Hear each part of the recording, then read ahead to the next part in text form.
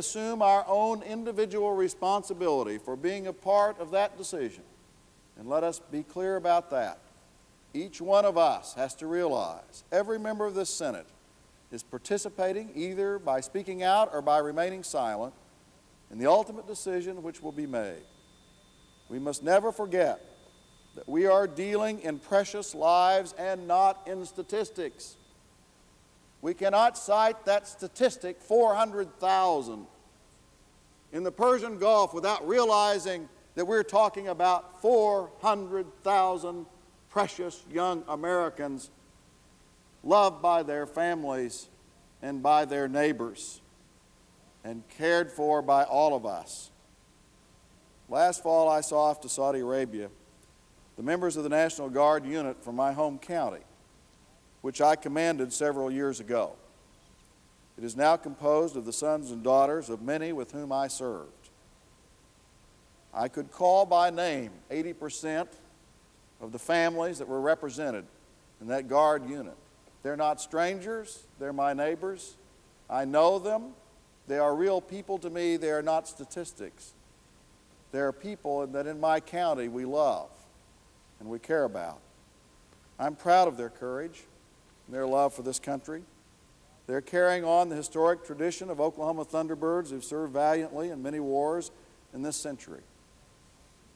I shook hands with each and every one of them as they departed, as they loaded the vehicles to be taken to the aircraft to be transported to Saudi Arabia. And as I shook hands with each one and looked into their faces, I vowed to myself that I would do all that I could to see that their lives would be put at risk only if it became absolutely necessary, and to support them completely if war does come.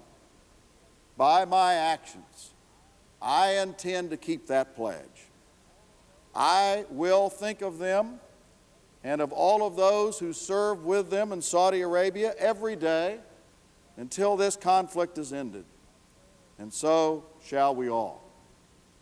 Our prayer is that God will bless our country and our president, that he will be with our brave men and women in Saudi Arabia and bring them safely home to us when their task is done. I thank the chair and I yield the floor.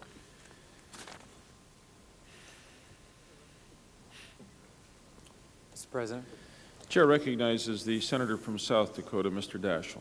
Mr. President, let me begin by commending our distinguished colleague from Oklahoma for a very moving, very personal, and very compelling statement.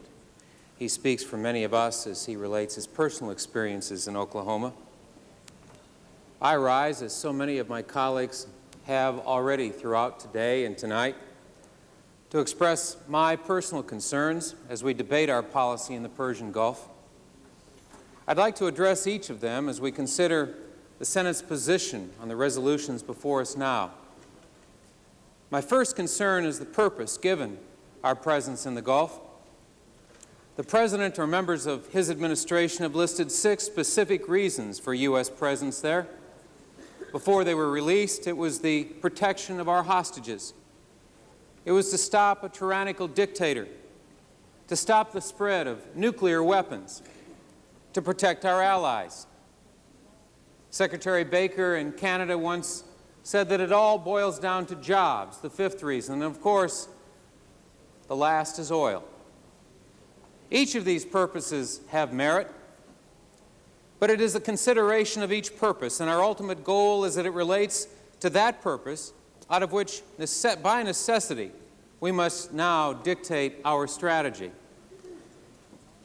Do our purposes for being in the Gulf merit consideration of and support for the President's currently employed strategy? My answer is definitely yes. Do our goals sufficiently argue for the use of strong economic sanctions? My belief, and the belief of the vast majority of American people, again, is yes. Do those goals demand the utilization of every diplomatic option available to us? Again, the answer is yes, emphatically yes. But do these goals qualify as sufficient reason to suffer the tragic loss of American life, especially before we've exhausted every available alternative. My deep conviction is no. No, they do not.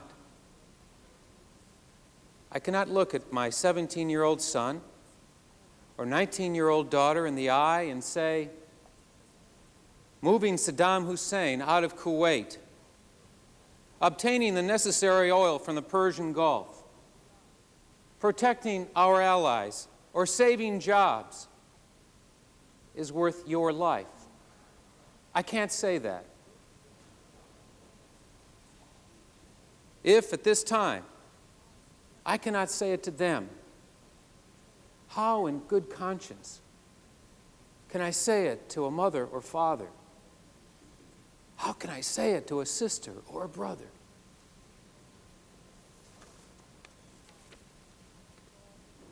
My second concern is how this all may be interpreted, both at home and abroad. In spite of conflicting signals which a debate of this kind may send, it is most important. In fact, I'd say that it is probably the most important debate that any country can undertake, that of initiating or preventing war. And while in dictatorships around the world, one man can commit thousands of his countrymen to their fate, in a democracy, the weight of that decision falls upon all of us elected to do it in this manner, with proper consideration of facts and the views of all of our people. And in this case, there is virtual unanimity in regard to our purpose and to our goals. That needs to be emphasized and restated without qualification. The debate now relates to the appropriateness of a proposed strategy, not our stated goals. Nor should this be interpreted as an effort to undermine the President, as the senator from Oklahoma has so eloquently stated. That is not our intent. We would not have remained silent on this floor for 6 months, even during an election, had someone intended to undermine the President.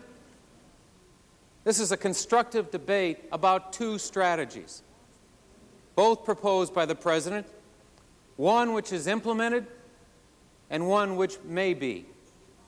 And for many, the debate is not even over the propriety of the second strategy, only the timing.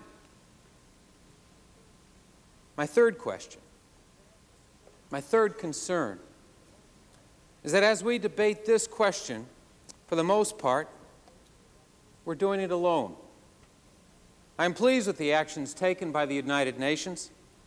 I sincerely hope that we rely upon the UN for even more opportunities in the future. Certainly their actions in the past 6 months have demonstrated, even to the most ardent cynic, the importance of the United Nations, now and in the future.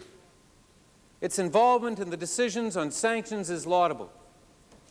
As we speak, the President of the United Nations seeks yet another opportunity through diplomatic means to find solutions and ultimate success in the Persian Gulf. And he is heartily to be commended. My concern lies with some of its members and their lack of similar involvement and commitment to our efforts in the Persian Gulf. Where are they in this crisis? Why aren't they more willing to commit resources and personnel? I just returned from South Dakota, and I had an opportunity to visit with many of my constituents about our policy in the Gulf. They're equally as concerned about the, quote, balance of sacrifice we've talked about a lot today. They continue to ask questions for which I can find no satisfactory answer. Why can't the sacrifice be commensurate with position? Why can't the sacrifice relate to the financial conditions of the respective countries involved? Why can't it relate to the dependence upon oil in the Gulf or to the threat of the respective economies? One constituent relayed a conversation that he had had recently with a European businessman. When asked why Europeans weren't willing to commit troops, their answer was immediate. We clearly put a higher value on life than you do. Your murder rate, your death rate, your birth rate proves that. Well, I don't believe that for a minute. I don't believe that. But I can't help believe that that may have been a factor in their unwillingness to send troops to the Gulf. And even in the consideration of their votes in the United Nations, why not vote to use all necessary means when it is not your troops, it is not your sons and daughters who are going to be sent? My fourth concern is the rationale for changing our course right now. To date, the President has not indicated that the embargo is not working. If it wasn't working, it would have been terminated. But every indication is that when it comes to creating economic pain and military vulnerability, it is working today. It has been working the last several months. And numerous references have been made to considerable expert testimony before Congress, before the committees of Congress, including that of CIA Director Webster. The embargo has been a success. Has it been a 100% success? No. Has it stopped military parts from coming into the country? Absolutely yes. Has it cut off their economic viability? Absolutely yes. Will it continue to hurt them in ways beyond that which we can calculate today? Absolutely yes. So if it is working, and there is a reason to believe that over a period of time it can succeed, is it not in our best interest to determine its success or failure before we subscribe to an alternative strategy? It seems a win-win proposition to me. Either the embargo succeeds and Iraq withdraws from Kuwait, or it fails. And as a result of a significantly weakened position, Iraq becomes even more vulnerable to military confrontation in the future. The administration argues that a prolonged effort to sustain the embargo will fracture the coalition, that the coalition will split apart should it take too long. Should that be the case, I have two questions.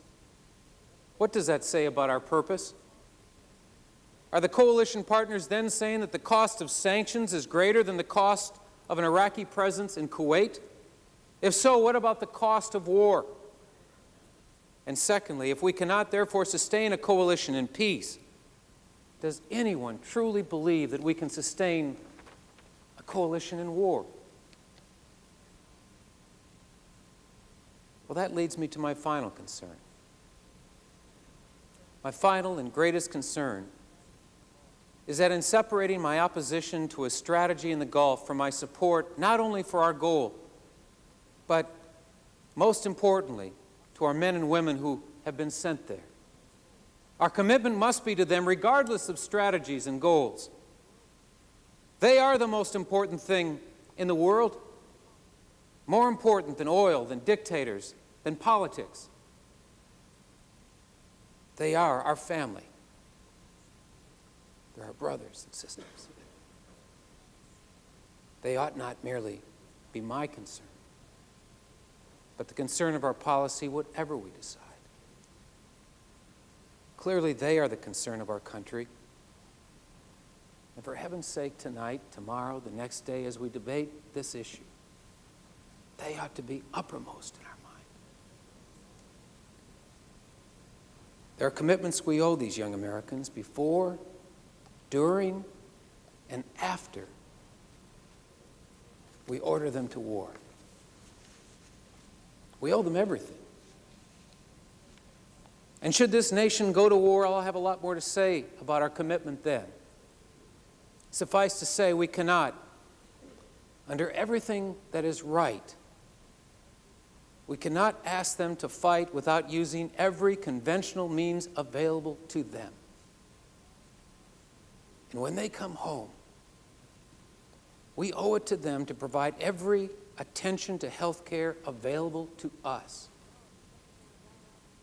That includes the benefit of the doubt if chemical or biological harm